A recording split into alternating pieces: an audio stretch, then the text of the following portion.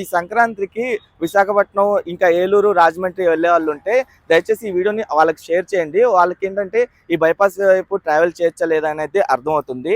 ఈ వీడియో దయచేసి స్కిప్ చేయకుండా ఎండ్ వరకు చూడండి. ఇక్కడే అన్నమాట Vijayawada west bypass package 3 end అవుతుంది.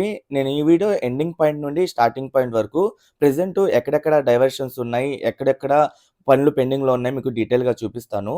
అలాగే ఇక్కడ నుండి రైట్ సైడ్ వైపు ఏంటంటే అమరావతి, గుంటూరు వైపు అయితే వెళ్ళొచ్చు. ప్యాకేజ్ 4లో ప్రెజెంట్ ఏంటంటే ఈ బ్రిడ్జ్ వరకు కంప్లీట్ అయిపోయింది. అమరావతి సైడ్ ఇంకా పూర్తి స్థాయిలో కంప్లీట్ అవ్వలేదు. ఇదొక జంక్షను. అంటే నేషనల్ హైవే 65, నేషనల్ హైవే 16 ఈ 2 కలిసే జంక్షన్ అనమాట. ఇది గొల్లపూడి దగ్గరుంటుంది.